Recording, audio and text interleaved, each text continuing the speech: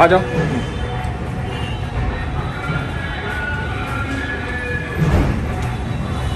ठीक है, एक राउंड और ले लो।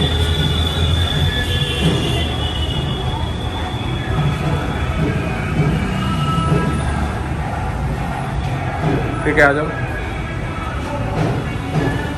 दौड़ सकते हो थोड़ा सा? दौड़ के आओ, दौड़ के आओ जैसे कल दौड़ रहे थे। ठीक है, आ जाओ आ जाओ आ जाओ। Very good very good. दौड़ भी सकता हूँ। दौड़ भी सकते हो। तो कैसा फील कर रहे हैं? अभी तो सर बहुत बढ़िया है, मतलब सही लग रहा है अभी मुझे। ऐसा लगता है कि मैं प्रॉपर पहले जैसे हो जाऊँगा। पहले जैसे हो जाओगे, है ना? चलो ठीक है। तो फीलिंग हैप्पी? बिल्कुल सर।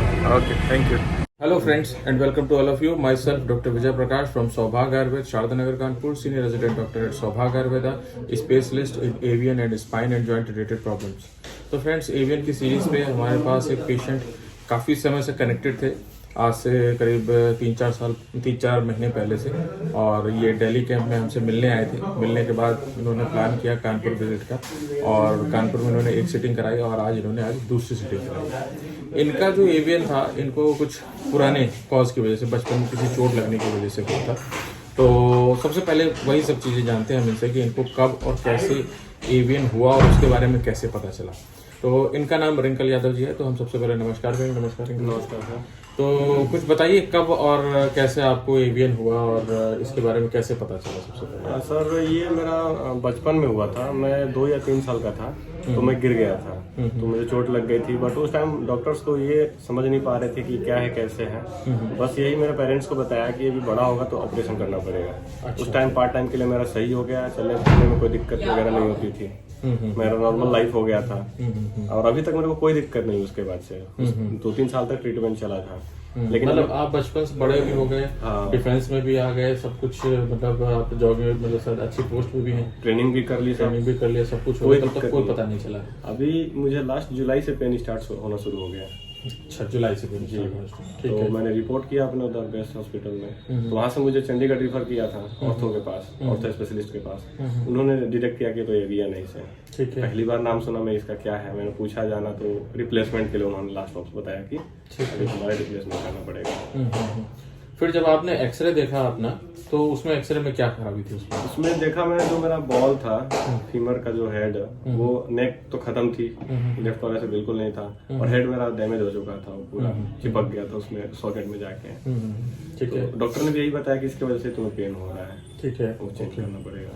हाँ। फिर तो उसमें आप परेशान हो गए होगे जब? बिल्कुल, मैं तो काफी डिप्रेस इसलिए हो गया, मुझे लगा चलो ठीक है बीमारी आई है तो ट्रीटमेंट होगा। लेकिन जब मुझे ये पता चला कि इसका कोई परमानेंट क्योर नहीं है, उन्होंने बोला कि आपको आफ्टर 10 to 12 ईयर्स इसको रिप्लेसमेंट कराते रहना है, ये परमानेंट नहीं है। फिर मैं काफी परेशान हुआ, मतलब डिप्रेस ही हो गया था। फिर मैंने आपका वीडियो देखा, मतलब ऐसे गूगल कर रहा था, यूट्यूब वगैरह देखा कैसे कुछ है क्या है। सर उसमें आपका एक वीडियो मिल गया, एक वीडियो देखा, फिर मैंने आपका सारे वीडियो देखने शुरू किए, काफी रिजल्ट आ रहे थे, रिस्पॉन्स आ रहे थे, फिर मैंने आपको कॉन्टेक्ट किया भाई। ठीक है। तो जब पहली बार जब आप दिल्ली में आए, वहाँ पे कैंप में देखा, तो क्या लगा आपको वहाँ पे? सर मैं तो काफी एक्साइटेड था पहले तो, कि जल्दी से जल्दी आपसे मिलूं।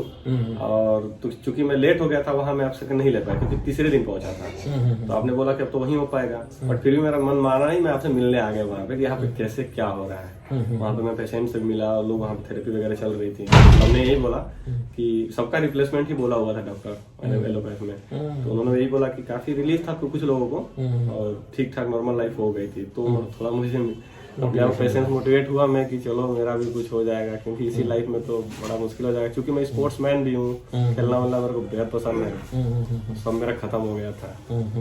ठीक है।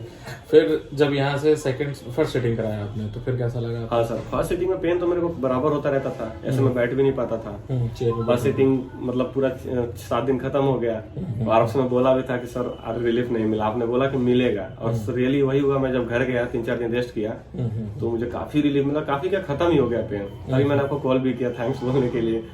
तो इसका मतलब रहा सर, बिल्कुल असरदार रहा थेरेपी यहाँ पे। ठीक।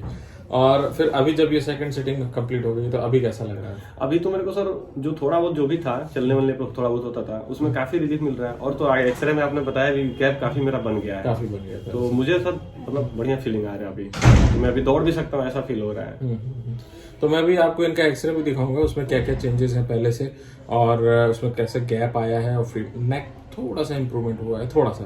मैं ये नहीं कहता कि नेक बन जाएगा नया, बट हाँ नेक में थोड़ा इंप्रूवमेंट हुआ है, और उसमें स्पेस भी थोड़ा सा डेवलप हुआ है, जरा सा भी स्पेस डेवलप हुआ, जो कि बहुत बड़ी बात है, क्योंकि एलोपैथ के अकॉर्डिंग कभी स्पेस बन नहीं सकता, कार्टिलेज दोबारा बन नहीं सकती। तो हम लोग उसको ट्राई कर रहे हैं, उसको बनाने की कोशिश कर रहे हैं। एक नया तरीका है, नया प्रोसीजर है, और इसको करके देखते हैं तो काफ़ी पेशेंट्स पे रिजल्ट भी हमको अभी तक मिले हैं। इससे पहले भी और भी जैसे एवीएन के पेशेंट्स या एनकाइलोजिंग के पेशेंट जिनका कार्टिलेज ड्राई हो जाता है, तो उसमें हम लोग थोड़ा सा स्पेस बनाने में काफ़ी हद तक सक्षम हो जाते हैं। तो इस तरह के और भी जो एवीएन के पेशेंट हैं, उनके लिए आप क्या कहना चाहेंगे?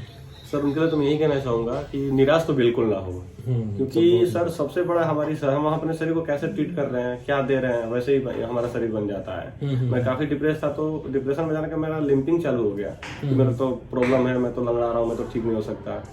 तो एक सर पॉजिटिव आपको रखना है, और मैं चाहूंगा कि आपसे लोग कॉन्टेक्ट करें, आपको रिपोर्ट भेजे, जो भी एक बार आपसे मिले, क्योंकि मुझे तो सर काफी रिलीफ मिला यहाँ से। मतलब सोचा भी नहीं था मैं कि मेरे साथ ऐसा हो पाएगा, क्योंकि बार बार ऑपरेशन, अभी मेरा 23 एज है। सही बात तो ये पॉसिबल ये तो कहीं आपको वहाँ के हॉस्पिटल, बेस हॉस्पिटल जो था, आपको वो लोग सच्चाई बताते हैं। हाँ। कि देखो हर 10-12 साल में आपको ऑपरेशन कराना पड़ जाएगा। एक बार कई बार लोग क्या होता है, लोग कहते हैं नहीं तुम्हारा ऑपरेशन के बाद जो है 20 साल 30 साल 40 साल, मतलब जितना मन में है बोल देते हैं।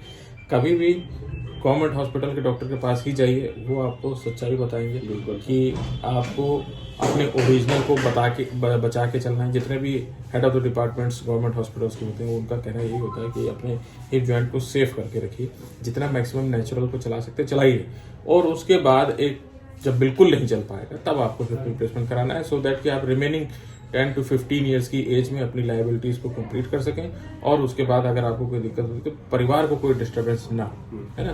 तो उस हिसाब से लास्ट ऑप्शन रखिए उसको, और सबसे पहले अपनी लाइफ को और अपने हिप जॉइंट को नेचुरली सेफ करना सीखिए। कई डॉक्टर्स बताते हैं कि है ना सेफ करना है, बट पेशेंट को नहीं पता है कि किस तरह से सेफ करना है, क्या क्या प्रिकॉशंस लेने हैं। बस वही चीज मैं बताता हूँ कि किस तरह से सेफ्टी के साथ और समझदारी के साथ आपको अपने हिप जॉइंट को चलाना है। तो ठीक है फ्रेंड्स, ये वीडियो बहुत ही इंपॉर्टेंट है, और आप जैसे जो नए पेशेंट्स और नई कम उम्र के जो पेशेंट्स हैं, जो लोग लड़के हैं, यंगस्टर्स हैं, उन लोगों के लिए बहुत इंपॉर्टेंट है। तो आप सभी लोग हमारे इस चैनल को जरूर लाइक कीजिए, शेयर कीजिए और सब्सक्राइब जरूर कर लीजिए, सो दैट कि लेटेस्ट इन्फॉर्मेशन एंड नोटिफिकेशन आप लोगों को मिलता रहे। और अपने उन फ्रेंड्स के साथ जरूर शेयर कीजिए जो कि एवीएन या spine and joint related problem से काफ़ी हद तक पीड़ित हैं। तो ठीक है friends, till then bye bye, नमस्कार।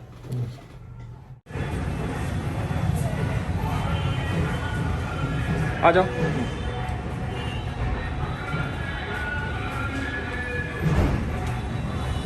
ठीक है, एक राउंड और ले लो।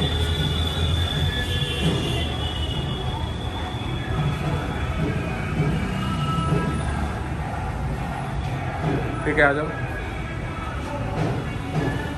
दौड़ सकते हो थोड़ा सा, और दौड़ के आओ, दौड़ के आओ जैसा कल दौड़ रहे थे। ठीक है, आ जाओ। Very good. दौड़ भी सकता हूँ। तो कैसा फील कर रहे हैं? अभी तो सर बहुत बढ़िया है, मतलब सही लग रहा है अभी मुझे। ऐसा लगता है कि मैं प्रॉपर पहले जैसे हो जाऊंगा। है ना। चलो ठीक है तो फीलिंग हैप्पी? बिल्कुल सर। Okay, thank you.